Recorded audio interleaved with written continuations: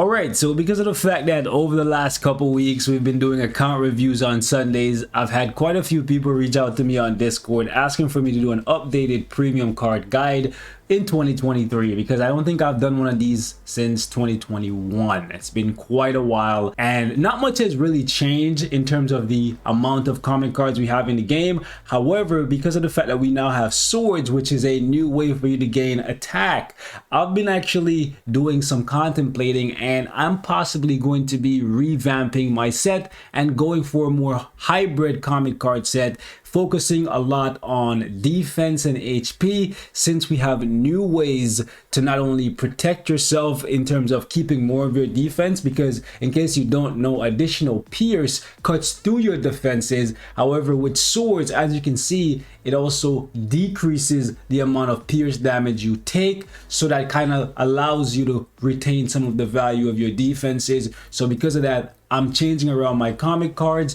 to actually include having more defense. And now since we can get more physical attack, more energy attack, and more overall attack from the mastery, the focus of your comic card set, well, I don't know about you guys, but for me personally, is going to shift a little bit to include more defensive stats. So previously, as you can see, I went very heavy on all attack, physical attack, and energy attack. And although I have a really good HP, my defense is very low, 31%. So I want to bring that up maybe into the 60 region, and then I want to bring up my max HP closer to like 80 to 90% while retaining as much of that dodge as possible. So a new focus for me, going to be shifting here in 2023 and beyond. So because of that, I figured I'd share some of that sauce with you guys because I had people on Discord messaging me about it. So what we're going to be doing here is basically ranking these cards individually, show you guys which one are the best, which ones are the worst, which ones you should craft, which ones you should never craft. And then we're going to also take a look at 3 of the best sets in the game. The hybrid set, for those of you guys who want to be competitive in PvE and PvP. The PvE set, for those of you guys who only care about World Boss Legend, Giant Boss Raid, Alliance Battle Legend, that kind of stuff. And for those of you guys who primarily care about Timeline Battle, Otherworld Arena, and Alliance Tournament. Well, you can't really get into Alliance Tournament without focusing on a little bit of PvE to do well in Alliance Battle, but maybe you want to do 2 sets. That being said, let's jump right into it. So we're going to start off with the cards that you should never craft. Even though they're super exclusive, the only one that's actually, I would say, very good is this one right here. The other 4, just straight up trash.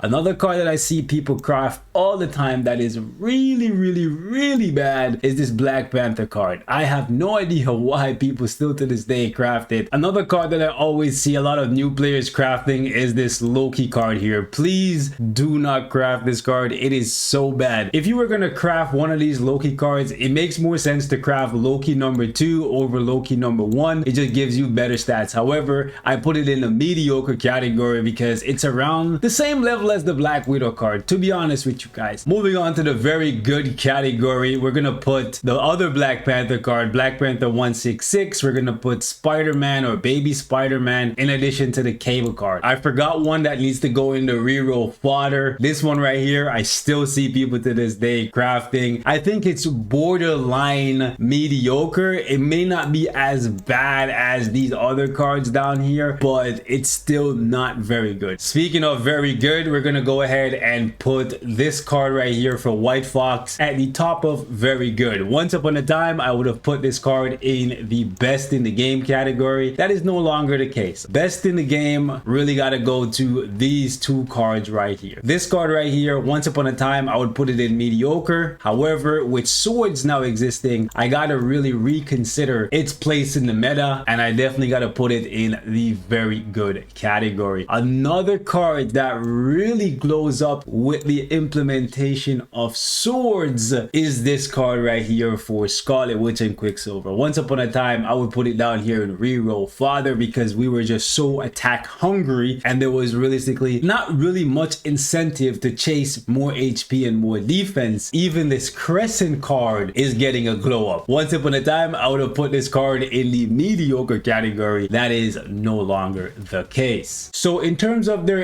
individual value, anything in the best or very good category, if you have a combination of 5 of them, you're looking at a very good set overall. However, if you're going for the best PvP set, this is what I would go for. Keep in mind, this is going to lower your overall attack power for PvE content, but this will give you the most defense and the most HP possible. So you're going to go with Guardians of the Galaxy Best Story Ever, New Avengers number 9, Crescent, Scarlet Witch, and you're going to finish off with Black Widow. Now keep in mind, the Black Widow card is a mediocre card because it's not going to give you as much attack as the Luna Snow card, but it will give you more HP and it will still give you that energy attack proc. So if you're trying to go for a purely PvP set that compromises on attack but gives you as much defense and HP as possible, this would be the way to go. Next up, we have the PvE set, and you would start off with Luna Snow and Guardians of the Galaxy, followed by White Fox, and then the other 2 cards are really and truly just up to you. You can include Spider-Man if you want to go for more attack speed,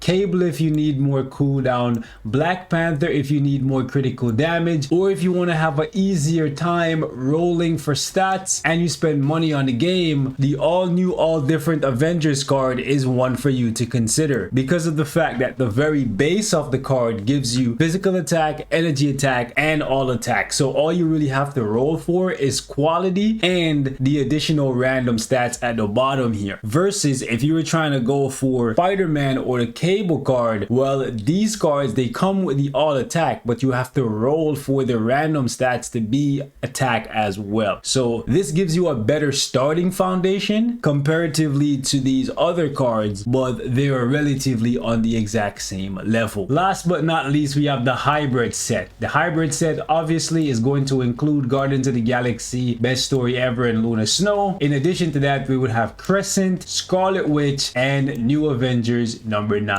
For some reason, I have an extra Luna Snow here. Don't worry about that. But this would be the best hybrid set because this is going to give you the energy attack proc and as much attack as possible while giving you a good amount of HP and defenses. And then the Scarlet Witch card would give you the physical attack proc that you would get from White Fox, in addition to more HP. So it really and truly just comes down to how you want to play the game. For the longest time, I was heavily focused on PvE, but as I've gotten to the end game, I wanted to try a little bit more PvP stuff, but I didn't want to go completely into PvP, so that's why I'm kind of pivoting to a more hybrid set so I can still enjoy PvE that I love, but also step into PvP and be more competitive. Now, do keep in mind that comic cards are just one part. Even though they are very important, they're essentially the foundation of every roster. Do keep in mind that they are just one part of a multi-layered system. So even if you have really good comic cards, if you don't know how to play the characters, if the characters are not built accordingly,